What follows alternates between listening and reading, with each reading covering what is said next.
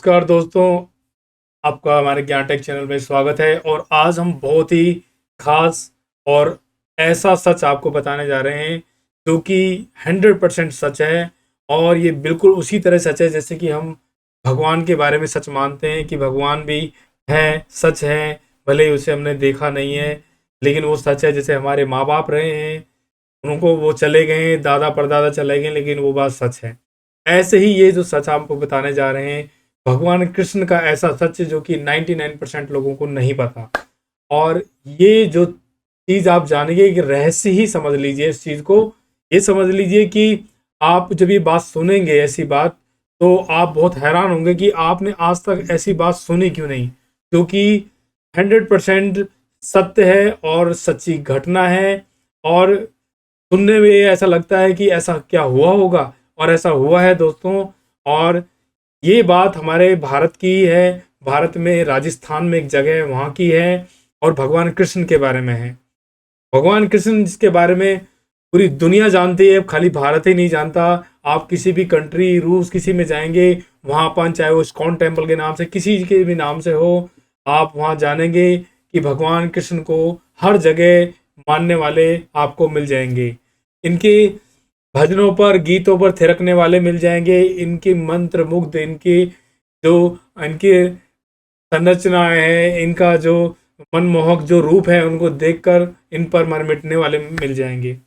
तो दोस्तों, भगवान कृष्ण की अगर हम बात करें तो महाभारत हो, चाहे रामायण हो, या कहीं पर भी आप जाएंगे, वहाँ इनका कहीं ना कोई उल्लेख जरूर मिलेगा।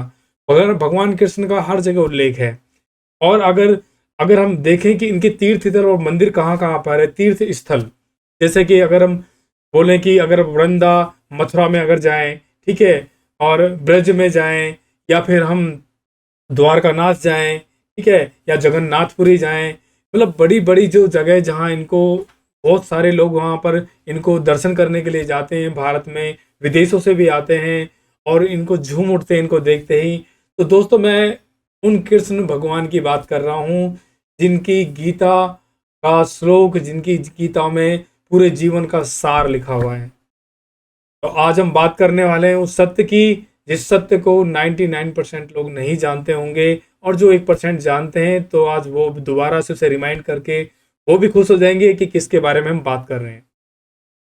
चलिए दोस्तों, बात करते हैं आज एक ऐसी भक्त की, जैसे कि मीराबाई हुई हैं, और भी भगवान कृष्ण के भक्त हुए हैं।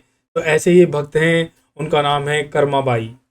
कर्माबाई का नाम सुनते ही जो राजस्थान के लोग होंगे, जो नागौर साइड के लोग होंगे, वो तो समझ गए होंगे कि माता कर्माबाई, या कर्माबाई कौन थी, भक्त थी, किसकी भक्त थी। और ऐसा क्या बताने जा रहा हूं मैं उनके बारे में, क्योंकि आज तक आपने नहीं सुना।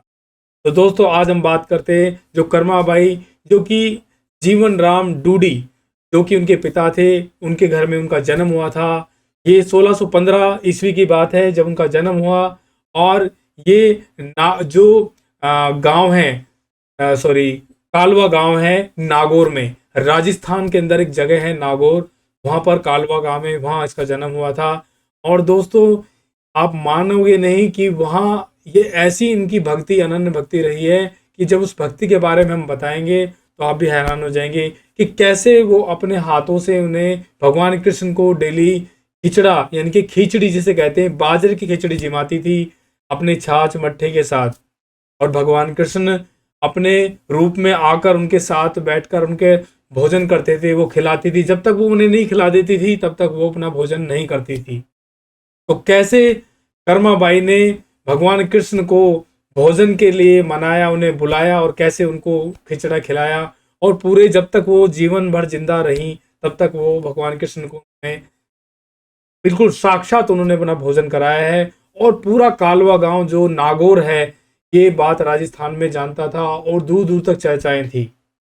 दोस्तों, आप जानते हो 1615 ईस्वी में ना तो इंटरनेट था, ना ही टीवी थे, कोई भी ऐसा प्रसारण या एडवर्टाइजमेंट की कुछ भी चीजें नहीं थी, न्यूज़पेपर भी शायद नहीं था। लेकिन आप मानोगे नहीं, उस समय भी दूर दूर तक इनकी चर्चाएं होती थी। लोग बैलगाड़ियों से सफर करते थे, पैदल सफर करते थे।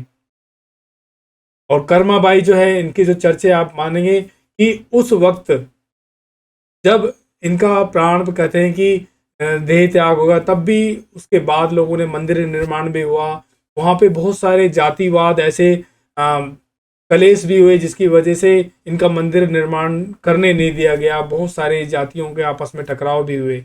आज भी ऐसा बहुत जगह आप रूढ़िवादी जगह देखेंगे, बहुत सारे राजस्थान, बिहार, अदर स्टेटों में देखेंगे कि जातिवाद के कारण बहुत सारे काम लोगों के रुक जाते हैं।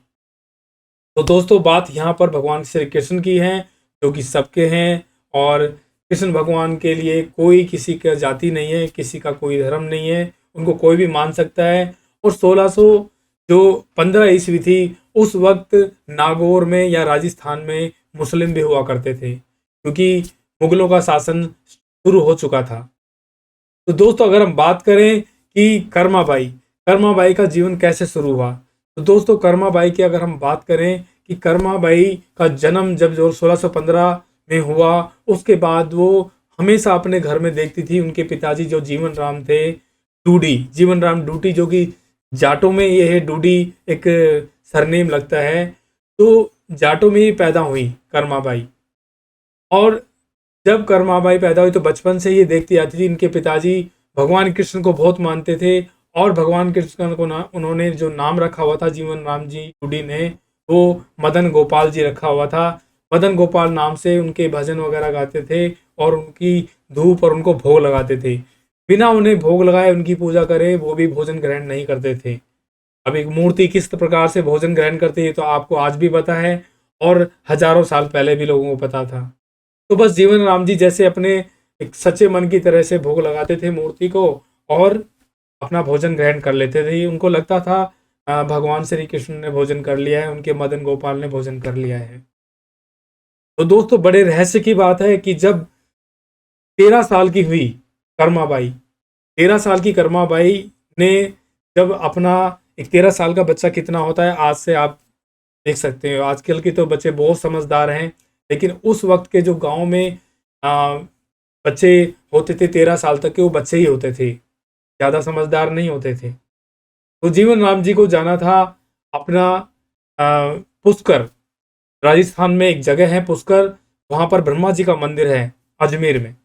और वहाँ पर उनको नहा स्नान करने जाना था, जैसे तीर्थ स्नान होता है, हमारे हरिद्वार में भी तीर्थ स्थान होता है, नहाने स्नान करने लोग जाते हैं। ऐसे ही पुष्कर में भी जो डूडी राम जी हैं वो अपनी पत्नी के साथ और अपनी बेटी के साथ स्नान करने जाना चाहते थे। तो उन्होंने जब तैयारी शुरू की तो उन्हें याद आया कि अगर हम सब स्नान करने चले जाएंगे तो मदन गोपाल जी जो कान्हा है, कृष्ण भगवान है, उनको भोजन कौन कराएगा, तो ऐसे नहीं छोड़ सकते।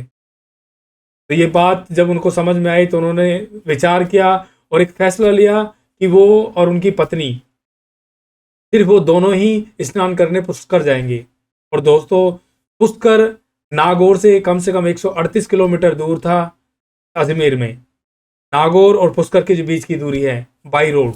और पहले कोई सीधा रोड नहीं होता था, हो सकता है शॉर्टकट भी हो, क्योंकि पहले गाँव में से, खेतों में से रास्ते बैलगाड़ियों के जरिए जाया जाता था। पहले कोई कार और बस तो होती नहीं थी, तो लोग घोड़ों से जाते थे या फिर बैलगाड़ियों से जाते थे। तो दोस्तों, बैलगाड़ी के थ्रू जब वो बैठकर पहुंचे, वो अपना स्नान करेंगे, 20 से 25 दिन या 1 महीना भी लग जाता था इस सफ़र में। तो दोस्तों, मानेंगे नहीं कि जब वो अपनी बेटी को समझाते हैं कि देखो बेटा, हम जा रहे हैं स्नान के लिए पुष्कर, और आपको हमारे पीछे से हमने गुड़ रख दिया है बहुत सारा, और बाजरा है, ये सब इसकी खिचड़ी बनानी है, और मदन गोपाल जो भगवान कृष्ण है इनको आपको पहले भोग लगाना है, जब ये खा लेंगे तब आपको खाना है। अब उस बच्ची को ये समझाना भूल गए जीवन राम डूडी जी अपनी बेटी को, जो कि कर्माबाई थी, कि वो खाएंगे नहीं, सिर्फ भोग लगाना है, फिर आपके बाद कुछ खा लेना। उन्होंने बोल दिया पहले कान्हा को खिलाना, कृष्ण को खिलाना, मदन गोपाल को खिलाना, फिर खाना। जब ऐसी बात बोली तो उस बच्चे यानी कर्माबाई के दिमाग में ये बात बैठ गई कि पहले मदन गोपाल भगवान कृष्ण को भोजन कराना है, भोग कराना है, उसके बाद ही मैं खाऊंगी। अब माँ पिताजी दोनों चले जाते हैं, और पुष्कर के बाद जैसे ही सुबह होती है, सुबह शाम दोनों टाइम का भोग लगता है, तो जैसे ही सुबह होती है तो अपने कर्माबाई सुबह जल्दी उठ के, ना तो नहा तो पाती ना, और लेट ना हो जाऊं इसलिए वो क्या करती है, अपना भोग बनाती है खिचड़ा जल्दी जल्दी, और उसमें मीठा जो गुड़ डालते थे, पहले चीनी नहीं होती थी दोस्तों, उसमें मीठा डालती है और भोग लगा देती है कान्हा यानी कि मदन गोपाल कृष्ण भगवान को। लेकिन मूर्ति कैसे खा सकती है दोस्तों?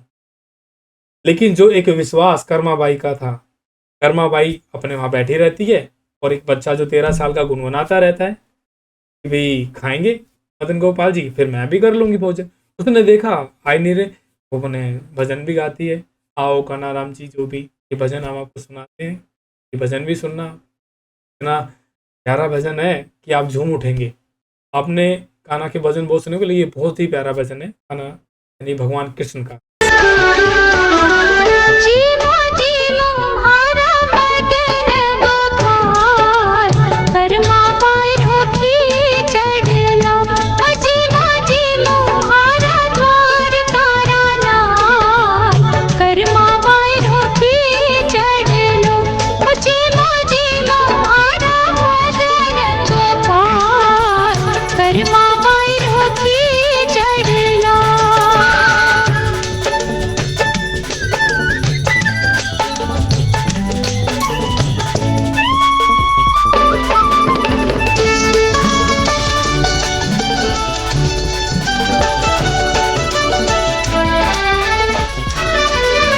प्रभु जी थारा प्रेम पुजारी गया तीर्थाना प्रभु जी थारा प्रेम पुजारी गया तीर्थाना जाता जाता दे गया मन पुजारी भोला मन। जग आई थारे भीतरे में चार, कर्मा पाए रखी चढ़ला। जीवो जीवो हमारा मदन गोपाल, कर्मा पाए रखी चढ़ला।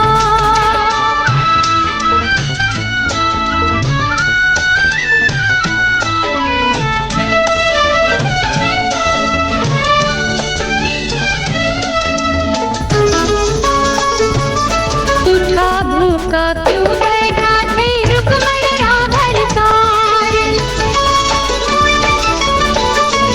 रूठा भूखा क्यों बैठा थे रुक्मण राघव तार। भूखा बैठा नहीं सरे नहीं एक दिवस रोका, ओ भूखा बैठा रात से जाते दोनों बार, कर्मा वारों की चढ़ला। जीवो जीवो हमारा मदन गोपाल, कर्मा वारों की चढ़ला।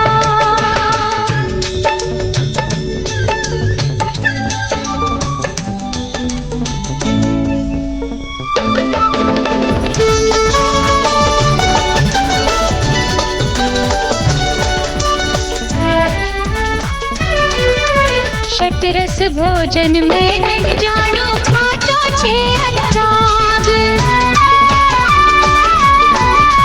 शतरस भोजन में नहीं जानो खातो छे अनुराग।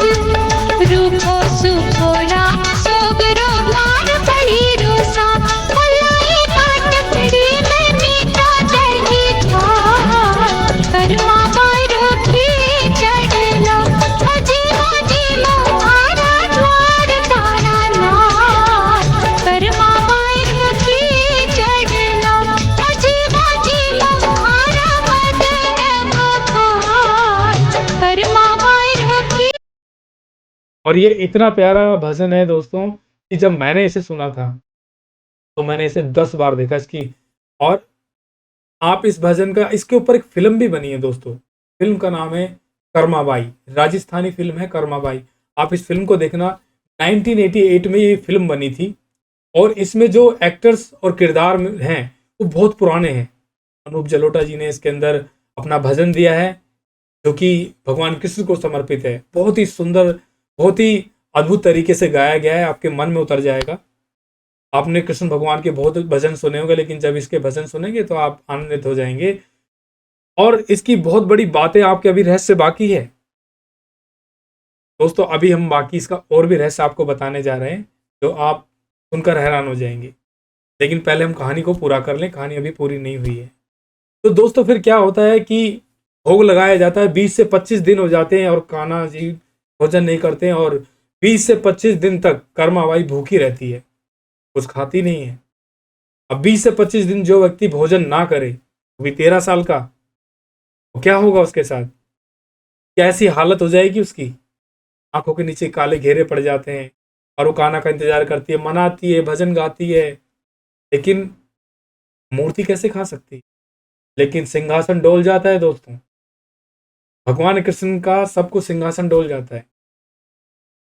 और गांव के हर व्यक्ति, हर लोग भगवान की प्रेयर कर रहे होते हैं कर्माबाई के लिए कि हे कान्हा सुन लो, वो तो बच्ची है, वो तो जिद पे बैठी है। अब 25 से 25 से 30 दिन होने जा रहे होते हैं, तो जो बैलगाड़ी वाला के माता और पिता को छोड़ने गया था, उसकर वो वापस भी आ जाता है। वो देखता है कि क्योंकि वो भी उसकी पुत्री के समान होती है, वो उसके पिताजी का दोस्त ही होता है। वो कहता है कि कैसे, ये क्या हो गया बेटा, तुम खाना खाओ, मूर्ति है तो खाएगी नहीं। तो कहती है नहीं, पिताजी और वो बोल के गए हैं कि पहले कान्हा और मदन गोपाल को भोजन कराना है, उसके बाद ही आपको करना। अब इतनी बड़ी बात कोई समझ नहीं पा रहा कि हम इसे कैसे समझाए, और वो समझने को तैयार नहीं। कह रहा तुम लोग मुझे समझा रहे हो, कान्हा मदन गोपाल को समझाओ ना, वो क्यों नहीं खा लेते? मैंने इतनी बार भोजन बनाती हूँ, ताज़ा बनाती हूँ, और ये सूख जाता है, सुबह दिन से शाम हो जाता है, और मैं यहाँ से हटती भी नहीं हूँ। अब तो पर्दा सब कुछ मैंने कर दिया है, ये वो। लेकिन जब इतने दिन गुजर जाते हैं, उसके बाद कान्हा जी एक दिन जब देखते हैं भाई अब तो जाना ही पड़ेगा, तो वो प्रकट हो जाते हैं। अब वो प्रकट होके, जब प्रकट होते हैं तो कहते हैं कि भूखा व्यक्ति, इतने जो टाइम से भूखा होता है, आंखें भी धुंधली पड़ जाती हैं, वो देखती है ये इतने सुंदर वस्त्र में और सोने से लदे जेवरों में कौन है। तो कहती है अरे तू नौटंकी वाला तो नहीं है, ये कौन सो?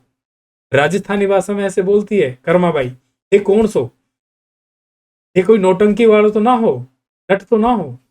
तो इस तरीके से बात करती है दोस्तों। मैं भी एक राजस्थानी हूँ, इसीलिए मुझे ये जब मैंने कहानी पता चली तो मैं बहुत गदगद हुआ कि जाटों के परिवार में कोई ऐसे एक कन्या ने इस तरीके से भगवान श्री कृष्ण को मजबूर कर दिया पृथ्वी पे आने के लिए।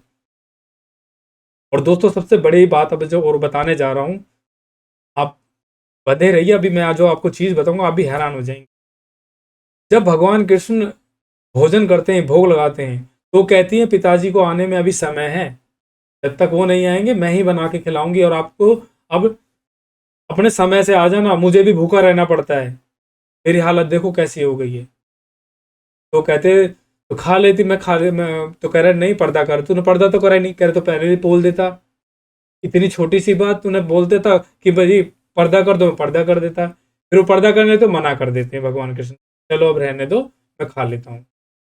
तो भगवान कृष्ण उस भोग को ग्रहण करते हैं, और डेली नित्य क्रम सुबह और शाम वो आते हैं, और कर्मा बाई का बनाया हुआ हाथ का खिचड़ा गुड़ के साथ जो बनाया होता है उसे खाते हैं। दोस्तों प्रसाद के रूप में जो खिचड़ा होता है, कर्मा बाई ने जब तक वो जीवित रही बनाया। और आपको बता दूं, जगन्नाथपुरी में, आपने उड़ीसा में जगन्नाथपुरी, भगवान कृष्ण और उनकी जो बहन सुभद्रा है और बलराम है, जो तीनों की जो मूर्ति है 55 अवस्था या जो भी है उड़ीसा में, तो भगवान जगन्नाथपुरी जो है, वहाँ भगवान कृष्ण का जो भव्य मंदिर है, जितनी आपने देखा उनकी बहुत मान्यता है। वहाँ जो प्रसाद बढ़ता है ना दोस्तों, बहुत बड़ी बात बताने जा रहा हूँ, वो जब तक कर्माबाई के नाम की खिचड़ी उसमें मिक्स नहीं की जाती, तब तक वो प्रसाद पूर्ण नहीं होता, उस प्रसाद को बांटा नहीं जाता जगन्नाथपुरी में। तो आप बताइए कि जगन्नाथपुरी में भगवान कृष्ण थे, या नागौर के कालवा में भगवान श्री कृष्ण थे? भाई मैं तो ये मानता हूं कि जहां भगवान श्री कृष्ण है वहीं जगन्नाथपुरी है। तो नागौर, जिसमें एक कालवा गांव है, और वहां पर भगवान श्री कृष्ण डेली खिचड़ा खाने आते थे, उस जगह, उस स्थान पर जहां मंदिर बना हुआ है आज, वो मंदिर भले ही छोटा है, जाति विवाद के कारण वहां के लोगों ने एक दूसरे से छिटाकशी जो भी की, और मंदिर को, जाटों के मंदिर को बनने नहीं दिया, ऐसा मैंने पढ़ा है, ऐसा भी सोशल मीडिया, विकिपीडिया पर मौजूद है। लेकिन मैं सिर्फ इतना कहूंगा कि वो कोई साधारण भक्त नहीं थी कि जिसके खिचड़े का प्रसाद जब तक जगन्नाथपुरी के प्रसाद में मिक्स नहीं होता तब तक उस प्रसाद को पूर्ण नहीं माना जाता और वो प्रसाद बढ़ता नहीं है। आप चाहो तो विकिपीडिया देख लीजिए, सोशल मीडिया चेक करिए। तो दोस्तों जब मैंने कहानी सुनी तो मैं गदगद हो गया कि राजस्थान में, मतलब मीराबाई के हमने सुना था, मीराबाई हैं और ये और भी भक्तों के बारे में सुना था, लेकिन कर्माबाई, नाम ही कर्माबाई, कर्म की देवी, उन्होंने अपने कर्म से भगवान श्री कृष्ण को मजबूर कर दिया पृथ्वी पर आने में। और खाली उसके बाद ऐसा नहीं है कि उनको खाली उन्होंने ही देखा, उसके बाद वो गांव के लोगों ने भी ये देखा कि वो पूरी थाली खाली हो जाती थी खिचड़ा जब रखा जाता था। तो दोस्तों ये साधारण बात नहीं थी। भगवान कृष्ण का उस गांव के, जब 1615वीं ईस्वी में उस समय के लोगों ने इसे देखा, अब उस टाइम ना तो कोई न्यूज़पेपर, टीवी, अखबार, स्क्रिप्ट, बुक्स कुछ थी नहीं, वरना इसका भी आपको प्रमाण मिल जाता। मुगलों का शासन भी था राजस्थान में बहुत सारी जगह, इसलिए बड़ा मुश्किल था इसको फैलाना, इसके बारे में चर्चा करना। लेकिन उसकी जो पीढ़ी चली आ रही है, हमने उनके लेख देखे, कुछ लेख हम आपको दिखा रहे हैं, आप ये लेख देखिए, उनका न्यूज़पेपर में कटिंग है, के परिवार के हैं, डूडी राम जी, प्रकाश चौधरी, प्रकाश का डूडी राम जी जो हैं उन्हीं की फैमिली से हैं। तो उनके प्रचार को जातिवादी झगड़ों की वजह से होने नहीं दिया गया, उनके मंदिर को उस टाइम बनने नहीं दिया गया, उनके प्रचारों को नहीं होने दिया गया, तो जो भी रहा है। लेकिन ये बात आज भी नागौर में, अगर कहेंगे कि नागौर में किस चीज़ से प्रचलित है, फेमस किससे, तो वो कर्माबाई के नाम से है, राजस्थान का कर्माबाई। तो मतलब कर्माबाई को अगर हम देखें तो उन्होंने भगवान कृष्ण को मजबूर कर दिया, वो भी कलयुग में। हमें कहीं पर भी ऐसा चर्चा नहीं सुनने को मिलता कि द्वारका में, द्वारकाधीश में, जगन्नाथपुरी में, या मथुरा वृंदावन में, या ब्रज में, या गोकुल में कहीं भगवान कृष्ण को किसी ने इसी कलयुग में, इसी 200, 300, 400 साल की पहले किसी ने दर्शन करे और आते उन्हें कुछ खिला दिया हो। ऐसा कहीं नहीं सुनने को मिलेगा आपको। लेकिन आपको नागौर के इस कालवा गांव की कहानी है जो कि सत्य घटना पर है, ये आपको जरूर सुनने को मिलेगी। तो दोस्तों इसका भजन हम आपको सुना रहे हैं, आप इसका जो भजन सुनिए, आनंदित है काफी।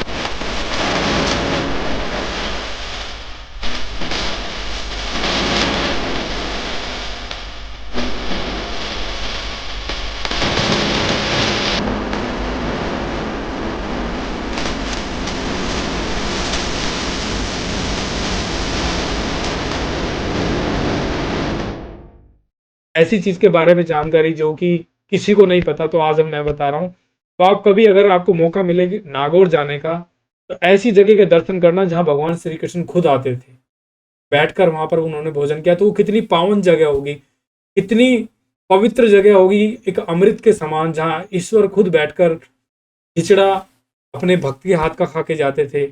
उन्हें 56 भोग की जरूरत नहीं थी। वो किसी बहुत बड़े आलीशान मंदिर में बैठ के 56 भोग करने की उनकी आशा नहीं थी। वो खिचड़ा ही खा के जाते थे। उन्होंने कहा था कि कर्मा बाई का खिचड़ा ही मुझे पसंद है। इसीलिए जगन्नाथपुरी के मंदिर के जो भी ट्रस्ट के लोग थे, उन्होंने फैसला किया कि जब तक कर्मा बाई का हम प्रसाद नहीं मिलाएंगे खिचड़ा, तब तक इसको पूरा नहीं माना जाएगा। आज भी अगर आप जगन्नाथपुरी जाते हैं तो वहाँ पे कर्मा बाई का मंदिर मिलेगा और उनकी रसोई मिलेगी, जहाँ वो खिचड़ा तैयार होता है और उसको उस जगन्नाथपुरी के प्रसाद में पहले मिक्स किया जाता है और फिर उसको संपूर्ण किया जाता है, फिर वो बांटा जाता है। तो दोस्तों, आपको हमारी कर्मा बाई की ये जो सत्य घटना है, इसकी जो पिक्चर्स भी हम बीच में दिखाई रहे हैं, आपको वीडियोस दिखा रहे हैं, कैसी लगी और उसका भजन कैसा लगा। तो दोस्तों, ज्ञान टेक चैनल में आपका बहुत बहुत स्वागत है, क्योंकि इस चैनल पे आपने बहुत सारे हमारे वीडियोस देखे हैं और आगे भी हम आपको ऐसी कहानियां बड़ी जो डिफरेंट होंगी वो लेकर आएंगे। तो हमारे चैनल को आप सब्सक्राइब कर दीजिए, लाइक कर दीजिए, शेयर कर दीजिए, ताकि ऐसे ही हम आपके लिए कुछ ना कुछ नया लेकर आएँ।